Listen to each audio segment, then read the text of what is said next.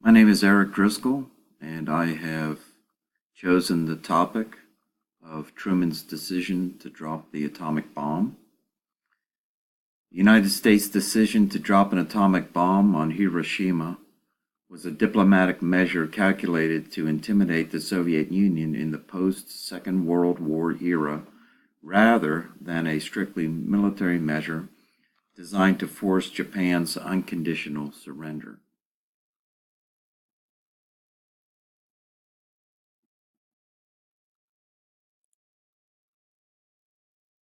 President Harry F. Truman was faced with two foreign affairs problems when he entered the presidency. One was finishing the war with Japan, and two was dealing with an aggressive Soviet Union.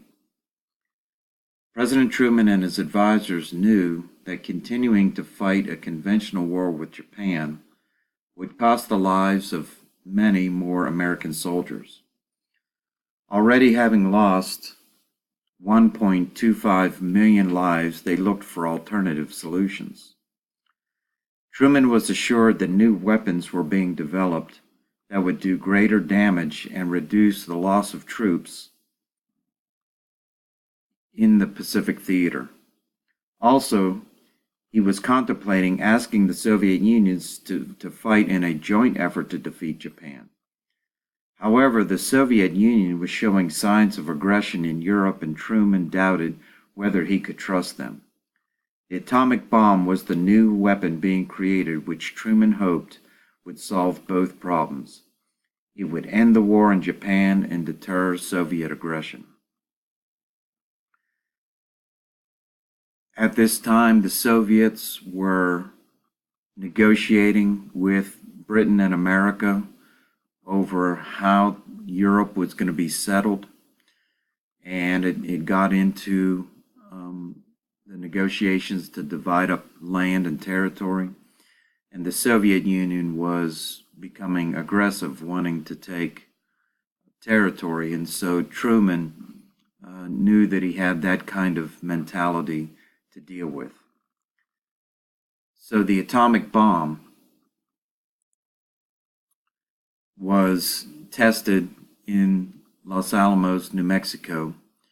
They built a device and they hoisted the device up on a tower, 100-foot tower, out in the desert.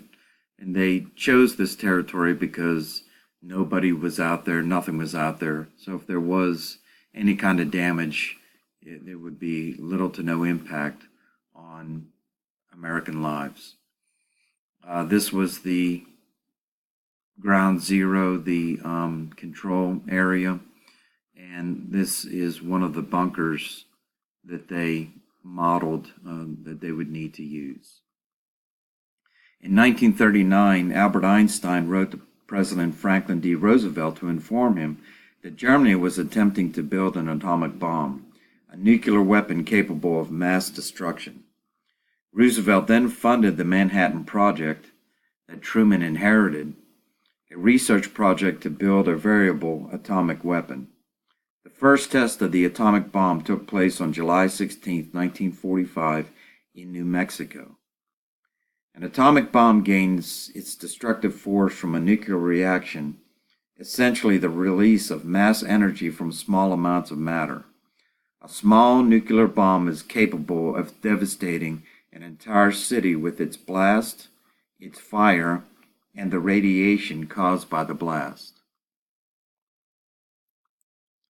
While Truman was in Europe in negotiations with Great Britain and the Soviet Union, the testing was being done in the United States.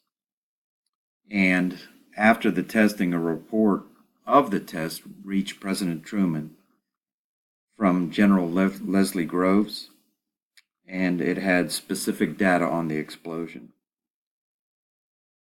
A force of 15,000 to 20,000 tons of TNT. A fireball lasting for several seconds and shining as brightly as several midday suns. A mushroom cloud rising to 41,000 feet above sea level. Secondary explosions within it. a 1,200-foot crater, the evaporation of the 100-foot tower from which the bomb had been suspended, and the destruction of a 70-foot steel tower a half-mile away. Groves also reported his feelings of profound awe and included the emotional reaction of others. Most eloquent was General Thomas Farrell. No man-made phenomena of such tremendous power had ever occurred before. The lighting effects beggared description. It was that beauty the great poets dreamed about but described most poorly and inadequately. 30 seconds after the explosion came first, the air blast pressing hard against the people and things, to be followed most immediately by the strong, sustained, awesome roar which warned of doomsday and made us feel that we puny things were blasphemous to dare tamper with the forces heretofore reserved to the Almighty. And this picture over here shows the blast in comparison to the Empire State Building. This was a destructive force that Truman truly hoped and believed would end the war with Japan and also signal to the Soviet Union to deter their aggression. With this report in hand on the destructive power of the atomic bomb, President Truman walked over to Stalin and he casually mentioned that we, the United States, had a new weapon of unusual destructive force. Stalin, poker-faced, merely said that he hoped the United States would make good use of it against the Japanese, asked no questions, and made no further comments. Of course, thanks to his espionage ring at Los Alamos, he actually was well informed about the Manhattan Project, although he may not have known of the successful test. The Americans and British, many of them puzzled at his lack of interest, did not realize that they had witnessed the first display of an interim Soviet strategy for dealing with the bomb. To behave as if it were irrelevant, even to treat it as a joke, until the USSR could produce its own. Later, Truman would confess about his reactions to the whole situation. In her book, Citizen Soldier by Ada Donald, she said Truman wrote in 1945 on why he used the atomic bomb. We have used it in order to shorten the agony of war, in order to save lives of thousands and thousands of young Americans. The most powerful man in Congress, Senator Richard B. Russell, Jr. of Georgia, advised Truman after atomic bombs were unleashed that he should keep going with all available weapons. The object was to save American lives.